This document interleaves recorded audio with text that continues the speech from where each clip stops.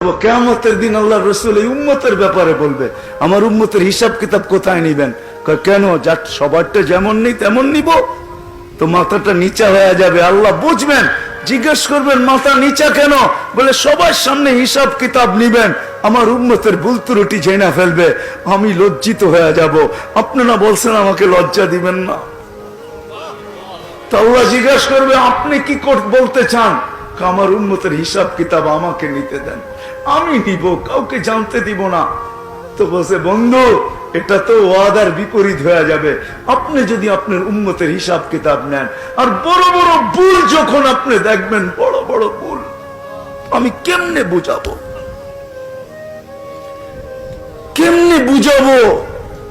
বড় বড় ভুল যখন আপনি দেখবেন, তো লজ্জা কি আপনি পাবেন না? বলছে স্বাভাবিক। বলে তাইলেও তো ওয়াদার বিপরীত হয়ে যাবে, আমি তো বলছি আপনাকে লজ্জাও দিব না, তাইলে ওয়াদার বিপরীত হয়ে যাবে।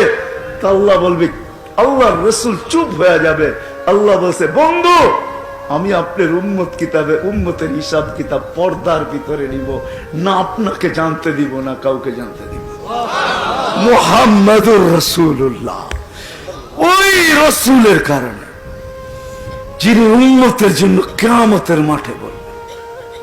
আজকে উম্মত, ওই নবী উম্মতকে সতর্ক করছেন, আমি কেমনে বুঝাবো আপনাদেরকে?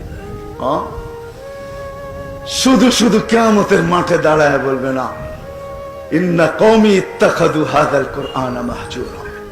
আল্লাহর রাসূল এই উম্মতের বিরুদ্ধে দাঁড়াবে।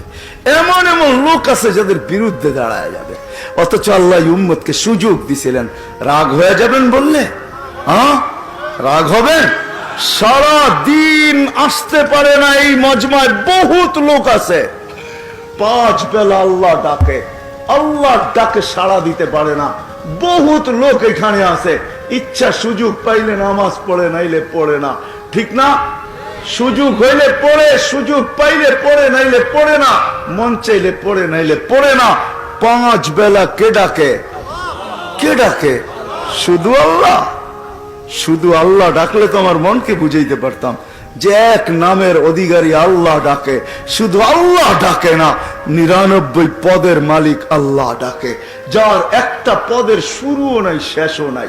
দুনিয়ার সমস্ত পদের পরিধি আছে, আল্লাহর কোন পদের পরিধি নাই, আল্লাহর কোন পদের শুরু নাই, কোন পদের শেষ নাই।